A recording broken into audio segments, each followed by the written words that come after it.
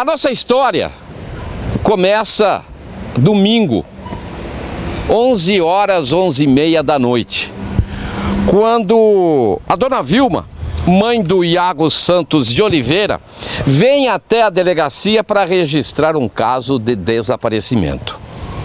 Segundo ela, o filho saiu de casa no sábado e, segundo as informações que ela levantou, ele estaria no Jardim Oliveira Camargo, ali naquela ponte do trem, né, viaduto do trem, enfim, aquela parte, quando chegou uma viatura da Guarda Civil. E ela cita, inclusive, o nome do Guarda Civil.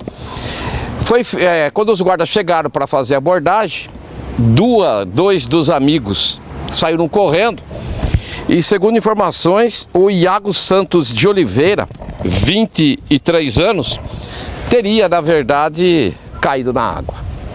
A mãe procurou saber, procurou informações e tal, até que no domingo, 11h30 da noite, ela veio aqui. E passou a procurar e informou o Corpo de Bombeiros. O Corpo de Bombeiros esteve na segunda-feira e nessa terça-feira retornou.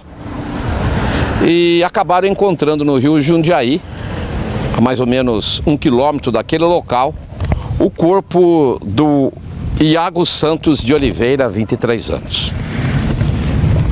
A partir daí, começam-se as investigações por parte da Polícia Civil. O que realmente teria acontecido com o Iago Santos Oliveira? No local estiveram a perita Karina e mais a fotógrafa Natália, elas que trabalham no Instituto de Criminalística. Nós estivemos na tarde desta terça-feira na sala do doutor Luiz Fernando, delegado titular responsável pelas investigações.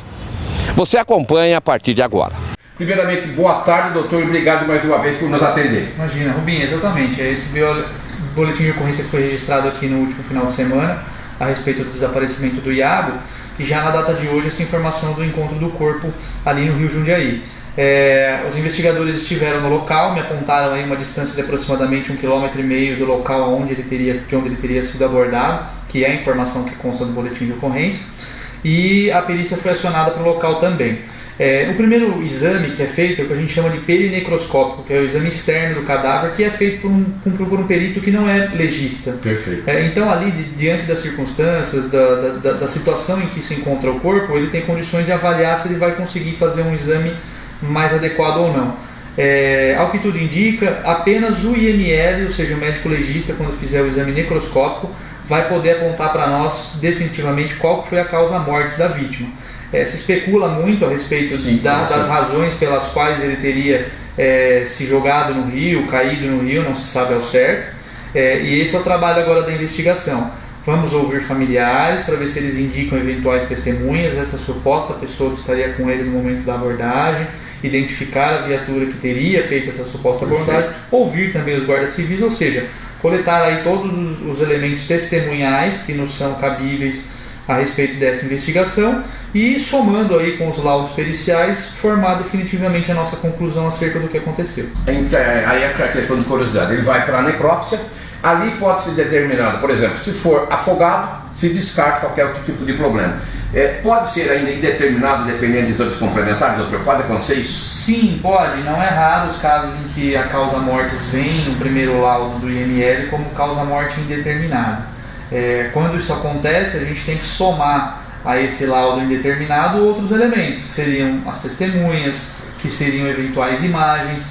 Então a gente aguarda primeiramente esse laudo preliminar, mas difícil a gente pontuar qualquer outra situação que não seja a primeira circunstância, o laudo. Perfeito. O que a gente não pode é aguardar a vinda do laudo para tomar as outras providências que a gente adota desde já. Então a gente já providencia enquanto o laudo não fica pronto, a oitiva das testemunhas, a busca por imagens e de outros elementos que vão trazendo mais substância para a nossa investigação. Esse resultado pode sair nas próximas horas, doutor? O laudo do IML ele tende a ser um laudo célere para sair, não deve demorar mais do que até o final da semana, mas a gente, dependendo da situação, a gente faz um contato no IML para ter um posicionamento preliminar, porque o médico legista já examina o corpo na data de hoje, né, na pior das hipóteses, no período da noite.